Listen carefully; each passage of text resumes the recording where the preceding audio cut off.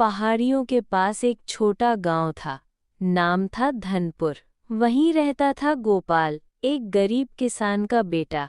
गोपाल बहुत मेहनती और ईमानदार था। बचपन से ही वो अपने पिता के साथ खेतों में काम करता और खाली समय में किताबें पढ़ता। गांव के सभी लोग उससे बहुत प्यार करते थे। वो केवल पढ़ाई में ही नहीं, बल्कि दूसरों की मदद करने में भी सबसे आगे रहता था। एक दिन गांव की पंचायत बैठी। सब बोले, ये लड़का शहर जाकर बहुत बड़ा काम कर सकता है। गोपाल की माँ रोते हुए बोली, मैं अपने बेटे को नहीं छोड़ सकती। लेकिन गोपाल ने निश्चय किया, वो राजपुर शहर जाकर कुछ नया सीखेगा। राजपुर एक विशाल राज्य था। वहाँ के राजा अजीत सिंह बहुत बूढ़े हो चुके थे। उनका कोई वारिस नहीं था। राज्य के मंत्री और सेनापति हमेशा सत्ता की लालच में राजा को भ्रमित करते रहते थे। एक दिन राजा ने भेष बदलकर राज्य के अलग-अलग इलाकों का दौरा किया। उन्होंने देखा कि राज्य की प्रजा दुखी है, कर बहुत ज्यादा है, किसानों पर अत्याचार हो रहा है और न्याय का कोई नाम निशान नहीं। राजा ने सोचा, मेरे बाद इस राज्य को कौन संभालेगा? एक दिन गोपाल राजपुर की सड़कों पर घूम रहा था। उसने देखा कि एक सिपाही एक बुजुर्ग भिखारी को पीट रहा है। गोपाल दौड़कर आया और बोला, आप एक सैनिक होकर कमजोर को मार रहे हैं, ये राजधर्म नहीं है। सिपाही को गुस्सा आया और उसने गोपाल को पकड़कर सैनिकों के पास ले गया। सैनिकों ने जब गोपाल की बात सुनी तो वे चकित रह गए। फिर उसे दरबार में ले जाया गया। राजा गोपाल की बातें सुनकर बहुत प्रभावित हुए। उन्होंने सोचा कि इस लड़के में कुछ खास बात है।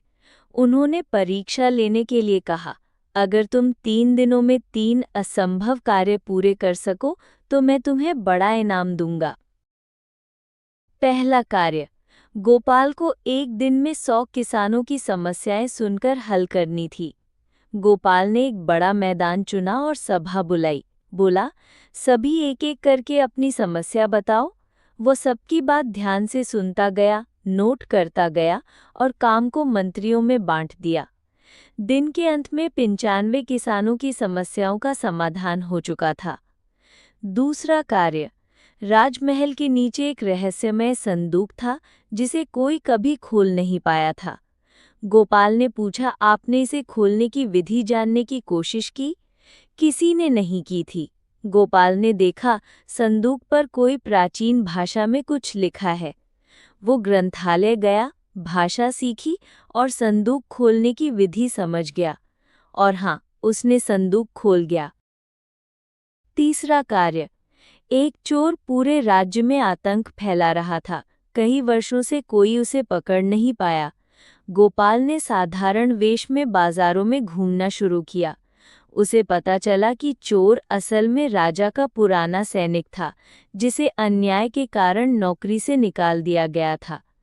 गोपाल ने चोर से जाकर कहा, अगर राजा तुम्हारी बात सुने तो क्या तुम बदल जाओगे? चोर बोला, हाँ। गोपाल ने राजा से सब कहा। राजा ने उस सैनिक को माफ कर दिया। सैनिक वापस महल में आया और सारी चोरी बंद हो गई। राजा अजीत सिंह ने सबको बुलाकर कहा, मैं अपने उत्तराधिकारी की घोषणा करता हूँ, ये है गोपाल। सभी चौंक गए। कुछ बोले, ये तो किसान का बेटा है।